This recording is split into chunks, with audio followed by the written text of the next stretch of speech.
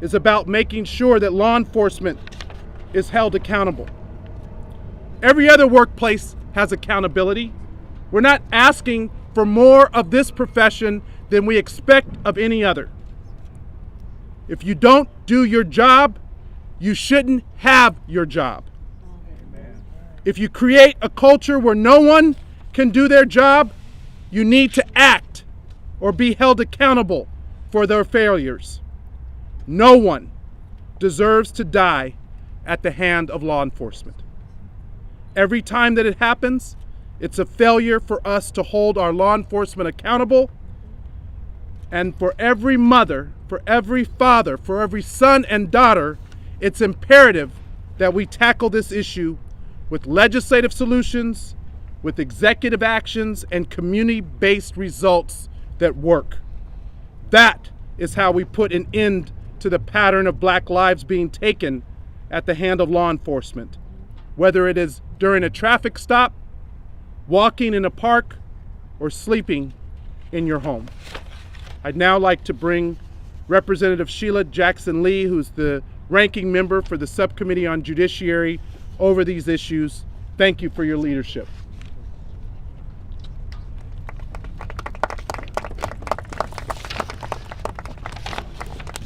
Today. And thank you to families who be here. Not one. Every one of you should still be telling stories about your brother, your sons, daughters, your personal self, about how great life is and what their next steps are and how much joy they bring you. I want to say that with Chairman Horsford's leadership and all of us working together, and as we say on the floor of the House, the other body, we want to say never again. And that the work that is going to be done because of your sacrifice of being here, of showing up, of in your pain, continuing to press, is going to be to save lives. I believe what we're doing here today is saying that every American deserves the equal protection of the law and the right to go home to their loved ones every single day and not to be abused by any misdeeds of those who are committed and dedicated to protect and serve. So we're emphasizing something that does not happen in 18,000 police departments on an orderly basis, and that is transparency. That is knowing what's going on. Had it not been, in the instance of my constituents, George Floyd grew up in the 18th Congressional District. Big George had a loving family, a mother who fed all the children in the housing where they lived, CUNY homes. Big George played football and basketball and was the wings and win of young children who looked up to him, including his brother Felonious, who stands here today with his wife Keita, for all of the extended Floyd family, and they are a large family. They were there, Mrs. Wells, to honor Tyree. And we all heard almost that he had his own wings in terms of his love of life and the brightness of his life. And something we all like to do is a skateboard. I knew he had wings when he took to his skateboard. He should be alive today. And so we want to make sure that besides body cameras for everyone, remember 18,000 police departments. And I was taken by the fact that as members of the Congressional Black Caucus, almost every member has had a person in their district, they're not all here, that have suffered an enormous tragedy at the hands of bad policing. And so we want to make a commitment to transparency in the form of establishing of a National Police Misconduct Registry and certification to be able to ensure that there is not a rolling stone from one department to the next. These are not punitive measures to say we're out for anyone. This is a collective body of legislators who are in pain and wish that they could do anything for these families not to be here. But I am grateful that we're looking at the importance of ensuring the infrastructure of service, the underbelly of leadership, the empowering of the words protect and serve, transparency for all of these families to get comfort after the fact, and for families to suffer never anymore. As I listened to the introductions, and I introduced my good friend and colleague, Congressman McBath, and she was able to say, in different circumstances, that she lost a son. Sabrina is not here, Trayvon Martin's mother, and many of you know that story.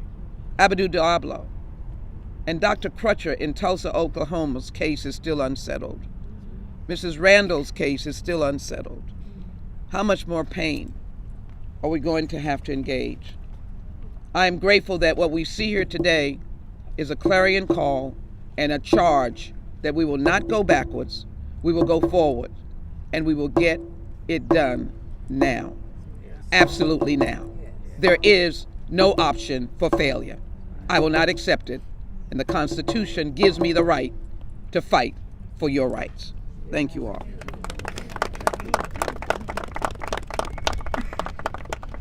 Just want to recognize the members who have joined us. Representative Alma Adams, Representative Bobby Scott, Representative Sheila Surfalis McCormick, Representative Terry Sewell, Representative Robin Kelly, Representative Troy Carter, Representative Johanna Hayes, Representative Amelia Sykes, Representative Sheila Jackson Lee, Representative Glenn Ivey, Representative Bonnie Watson Coleman, Representative Lucy McBath, Representative Jonathan Jackson, Representative Frederica Wilson, Representative Ayanna Presley, and the next speaker, Representative Chantel Brown from Ohio.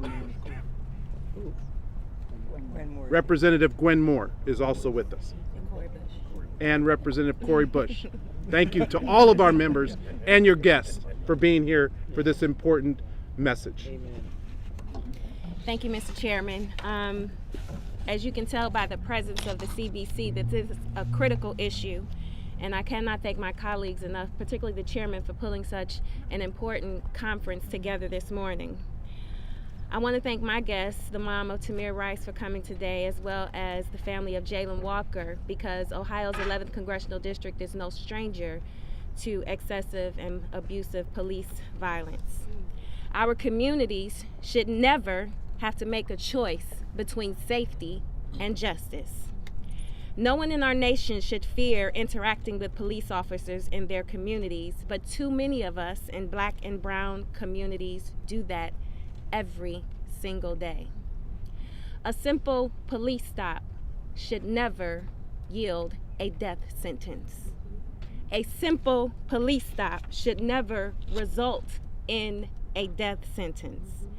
The American police brutality epidemic is unsustainable, and police reform, innovated through community-driven solutions, must be one of our president's top priorities. For every mom, for every dad, son, daughter, and brother in our nation, grieving the loss of their loved ones at the hands of those sworn to protect us, it is imperative that we tackle these issues with legislative solutions and executive actions and community-based results. This includes the George Floyd Justice and Policing Act, which contains unprecedented reforms to curb police brutality, end racial profiling, and restore trust between our communities and police officers. 18,000 police departments in our country. That means 18,000 different standards of policing.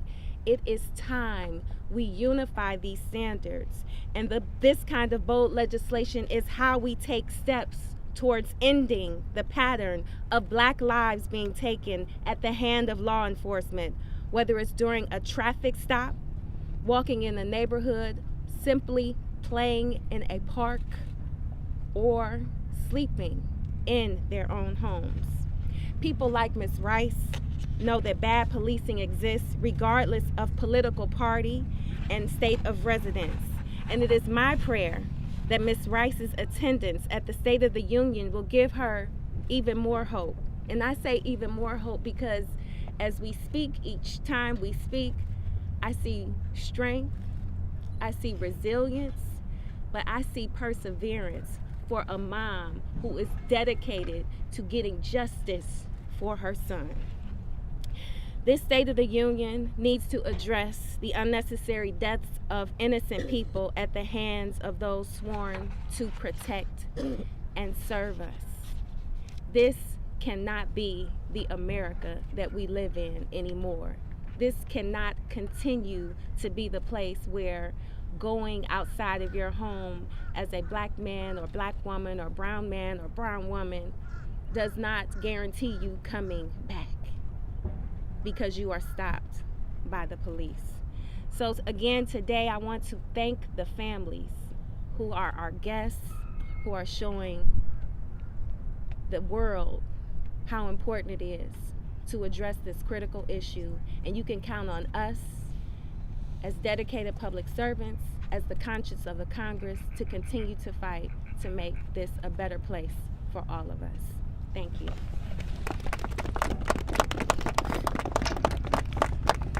Next, I'd like to bring up Ms. Rovon and Rodney Wells.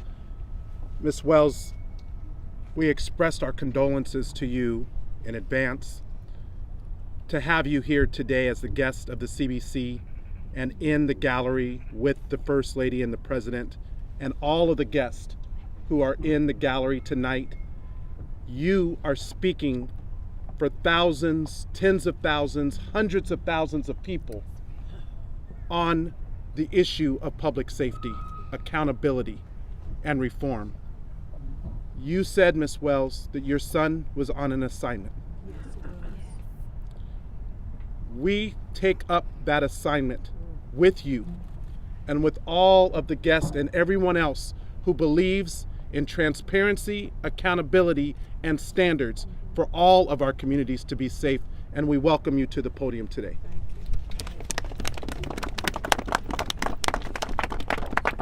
Good morning. Good morning. When I decided to come to DC, I didn't think I was going to come under these circumstances, but I'm honored to be here.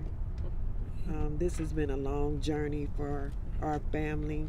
It's been a very difficult journey.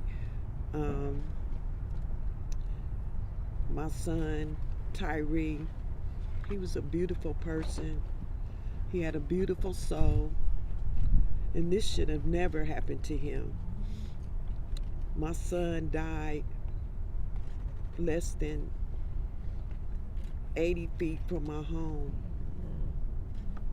The police officers beat him to death just feet from my home, and they had the audacity to cover it up. I hope today that we can get Congress to see that we need to pass this bill, because this should never happen. No parent should feel what I feel or what my husband feels. I don't wish this on my worst enemy. This is just wrong in every way, and we really need to do something to get this resolved. We can't have another child dying at the hands of the police officers. Amen. Amen. Amen.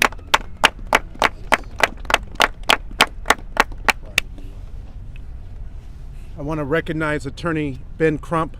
Thank you, Attorney Crump, for all that you do to advocate and provide justice to the families. We know that action is warranted. Legislative action, executive action, and community-based solutions. That's what we're calling for. That's what we spoke to the President and the Vice President about. That's what we expect to hear at the State of the Union tonight. And that is the work that the Congressional Black Caucus will continue to do every single day until there is justice for all families and all of us can live safely in our communities. We will now have a roundtable at the Library of Congress. It is closed press. We want to uplift the stories of the people, survivors, and those that we've lost. Please don't ask me about a provision of a bill if you don't lift up the stories of the families that have been impacted by this violence. The Congressional Black Caucus is known as the conscience of the Congress, and right now we need action by our colleagues on the other side of the aisle in the Senate and the House. We understand the political reality of the moment, but we live with the political reality of violence every single day. So we will deal with whatever we have to deal with here, because when we're in our homes, when we're in our communities, when our children leave our homes, this is the fear and the anxiety that we talk about. When people ask us, why are you so frustrated? It's because we know it may have been Tyree Nichols yesterday, but it can be any one of us today and tomorrow, not just for the Black community or the Latino community or the Asian community, but for all communities. No one is safe until all of us are safe. Thank you very much. Beautiful. Thank you. Thank you. We hear you.